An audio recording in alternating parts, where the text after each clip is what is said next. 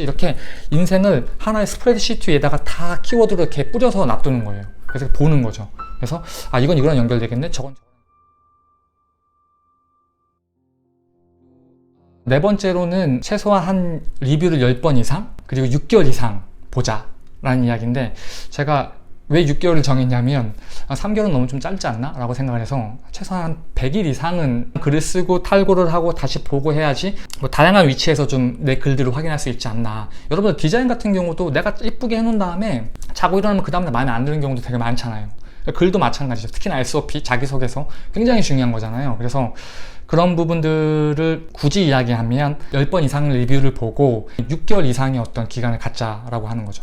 그래서 저 같은 경우는 이렇게 했어요. GRE나 토플 영어 공부하다가 스트레스 받으면 이제 포트폴리오 하고, 그 다음에 스트레스 받고 도저히 못하겠다면 이제 SOP 보고, 너무 스트레스 받는다 그러면 학교 웹사이트 가가지고 정보 다시 취득하고, 이 루틴을 만들어서 계속 돌렸거든요. 그 중에 계속 봤던 게 뭐냐면은 그 SOP였어요. SOP가 신기하게 내가 열심히 쓴 다음에 한 며칠 있다가 막 공부하다가 다시 딱 보면 또 새로운 게 보이거든요. 주변 사람들한테 계속 그 피드백을 받는 거죠. 그래서 최소 10번 이상 피드백을 받으면서 근데 사실 SOP 피드백을 받으면서 또 나를 알아갈 수 있는 과정도 돼요. 그 피드백을 받을 때 진짜 뭐 좀 이렇게 날카로운 말들이 오더라도 그런 것들을 좀 최대한 수용하는 쪽으로 나를 좀 보는 다양한 그 앵글이 있구나, 그런 것들 좀 강화시켜 나가고, 그 다음에 조금 단점들은 좀 보완시켜 나가고, 뭐 그런 부분들을 피드백을 통해서 할 수 있는 거죠. 리뷰를 받다 보면은 사실 끝이 없거든요. 끝이 없어요. 그리고 각자 다 자기만의 그 생각과 그 방법들이 있기 때문에 일정 수준이 딱 넘었으면은 이제 여러분들도 그게 보일 거예요. 리뷰해주는 스타일들이 대충 그룹이 되고, 이 그룹에서 무엇을 주장하고 이 그룹에서 무엇을 지적하는지가 대충 오거든요. 그러면은 다양한 리뷰어들이 있다 하더라도 그런 것들을 이제는 이 정도면 충분히 방어가 됐어, 이 정도면 충분히 내가 전달하고 싶은 내용이야 라고 판단이 섰으면은 그 리뷰들을 뭐 100% 다 리팩트 시킬 필요는 없고, 여러분들이 이제 소화해 나가면서 계속 반영해 나가는 거죠. 특별히 이제 뭐 유학 준비하시는 분들은 라이팅을 첨삭을 받잖아요. 그 네이티브한테. 그럴 때 좀 조심해야 될 점이 있는데, 일단 결론부터 얘기하면 좀 너무 심하게 받지 말자는 거죠. 예를 들면 이런 거예요. 내가 이 SOP 쓰기 위해서 내 배경 지식, 내 전공 지식들을 활용해가지고 막 글을 적었어요. 근데 리뷰어들은 그걸 잘 모르거든요. 그 에디팅 해주는 사람들은. 그러면 이것들을 최대한 제너럴라이즈 시켜요. 그러니까 그 사람들이 봤을 때 일단 이해가 돼야 되잖아요. 그러다 보면은 진짜 그 전문적으로만 이렇게 할 수 있는 그 전문가들이 쓰는 용어라든지 그 단어 핵심 어구들을 얘네들이 이렇게 좀 이렇게 바꿔놓는 경우가 좀 생겨요. 그렇기 때문에 너무 심하게 받으면은 오히려 그 전달하고자 하는 그 내용들이 왜곡될 수 있기 때문에 그 부분 항상 좀 조심하셔야 되고, 그리고 그 리뷰하시는 분들은 우리 영어 실력을 다 알아요. 그렇기 때문에 너무 심하게 그 에디팅을 해놓고 가잖아요. 그러면은 더 안 지켜본다는 이야기도 제가 들었어요. 왜냐면 이제 요즘 뭐 얼핏 저도 주워 들은 거에 따르면은 미국 대학원들 혹은 해외 대학원들 교수들이 뭐 중국도 마찬가지지만 뭐 포트폴리오나 SOP나 이런 걸 다 만들어주고 다 해주는 전문적인 집단이 있다는 걸 다 알거든요. 그리고 몇몇 학생들은 뭐 이렇게 디인한테 뭐 메일을 썼다는 얘기도 좀 듣고, 그래서 그 부분도 여러분들이 조금 염두에 두고 그 SOP 첨삭을 받고 파이널라이즈 하면 되지 않을까라는 생각을 합니다. 그리고 하나 더 첨부해가지고, 요즘 이제 구글링 해보면은 이제 SOP들이 쭉 나오거든요. 그래서 다른 사람들 걸 좀 많이 읽어보기 좀 권해드려요. 왜냐면 내 것만 쓰다 보면 이게 딱 트랩이 걸리기 때문에 다른 사람 것들을 좀 보면서 이 전공은 이런 식으로 썼구나, 요 사람은 이런 식으로 아이디어를 딜리버리 했구나, 그런 것들을 좀 보면서 어떻게 보면 영어 글쓰기도 많이 늘고, 여러분들 미국 나가시면은 하루에도 이메일 막 몇십 통씩 쓰고 에세이 같은 거 몇 장씩 써서 내야 되거든요. 그렇기 때문에 라이팅 공부한다고 생각을 하고 그렇게 이제 남의 글도 좀 읽어보고 하면 좀 도움이 많이 됐던 것 같아요. 그래서 이러한 첨삭들을 통해 가지고 남들이 어떻게 썼는지, 그리고 이 사람이 보는 난 어떤지, 이런 것들을 통해서 내 스스로를 좀 보고 내가 어떤 부분들을 좀 더 강화시켜 나가고, 또 나는 어떤 부분들을 좀 효과적으로 좀 중장기적으로 디펜스를 해야겠구나 라는 전략 같은 것도 좀 잡을 수 있고요. 그리고 가끔가다 저도 마찬가지지만 사람은 자꾸 자기 스스로한테 속아요. 그래서 내가 이런 모습일 거야 라고 생각하는데 다른 사람이 보는 저는 그렇지 않은 경우도 굉장히 많거든요. 그래서 그런 부분들도 볼 수 있는 좋은 기회가 아닌가 라는 생각을 합니다.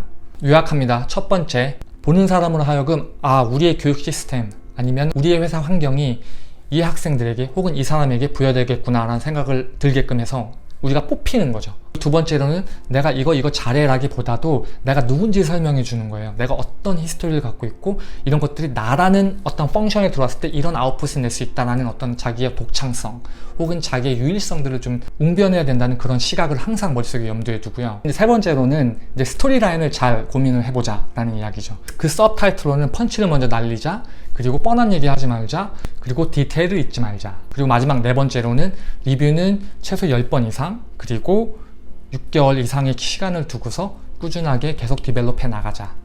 솔직히 SOP 이렇게 쓰면 돼 라고 얘기하면 솔직히 이거 거의 사기거든요. 왜냐면 정답이 없는 거예요. 왜냐면 각각의 사람들은 다 다양한 삶을 살았고, 그리고 각자의 강조점도 다 다르기 때문에 이것들 하나의 틀로 맞춰서 그거를 설명한다? 제가 생각할 때 이건 좀 말이 안 되는 것 같고, 그렇게 한다 하더라도 그 틀을 가지고 또 모든 사람이 다 쓰게 되면 또 그것 또한 더 이상 팁이 안 되거든요.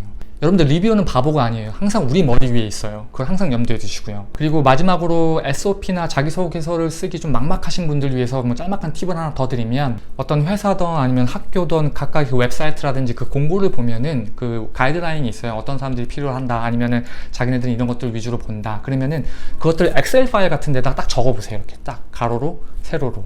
예를 들면 세로는 어떤 사건들을 적는 거죠. 가령 이제 이런 거죠. 뭐 책임감이라든지 아니면 무슨 뭐 전공 어떤 영역들이 있으면 적어놓고, 그리고 가로로는 육하원칙, 언제 무엇을 어떻게 왜 쭉 적어놓고 이제 시간을 두고서 계속 브레인스토밍을 하는 거예요. 예를 들면 내가 무슨 책임감이다. 그럼 이 책임감을 내가 리프레젠트 할 수 있는, 책임감을 보여줄 수 있는 사건이 뭐가 있었지? 그럼 이것들은 뭐가 연결되지? 이렇게 인생을 하나의 스프레드시트 위에다가 다 키워드로 이렇게 뿌려서 놔두는 거예요. 그래서 보는 거죠. 그래서 이건 이거랑 연결되겠네, 저건 저거랑 연결되겠네, 이렇게 브레인스토밍을 하기를 권해드려요. 그런 과정들을 통해면 각각의 키워드들이 모이면 내용이 나오고, 그 내용들을 뭉쳐놓으면 문단이 나오고, 그 문단은 즉 그 SOP, 자기소개서가 되는 거죠. 그러면은 약간 모 안 나게 그 다음에 특정 퀄리티 이상을 이제 보장받으면서 글을 쓸 수 있지 않을까라는 제 개인적 경험을 공유하고요.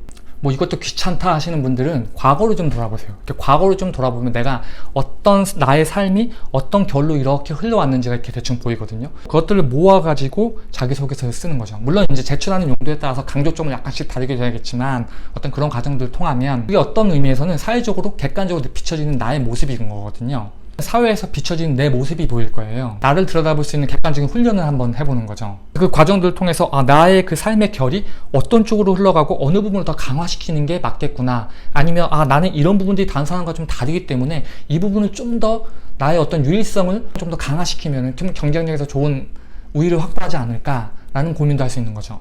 자기소개서 쓴다는 거는 어떤 의미에서는 현재까지 인생을 되돌아볼 수 있는 객관적인 기록이 될 수 있다고 생각하거든요. 뭐 이 밖에도 좀 뭐 개인적이고 좀 디테일한 부분들이 있는데 좀 비디오로 만들기 좀 그렇고, 어쨌든 뭐 여러분들이 이렇게 보시다가 궁금하신 점이나 좋은 의견들이 있으면 뭐 댓글 달아주시고, 그러면은 보고서 뭐 두 번째 비디오를 만들든지 뭐 그렇게 하도록 하겠습니다. 그래서 오늘 하루는 여러분들이 뭐 각각의 가정에서는 뭐 아들, 딸, 그리고 회사에서 뭐 직장인, 학교에서는 학생, 뭐 이런 여러 가지 롤모델로 인생을 살고 있는데, 그런 것들 좀 떠나서 내 스스로가 누군지 한번 돌이켜 볼 수 있는, 심각하게 고민해 볼 수 있는 그런 날이 되길 바랍니다. 감사합니다.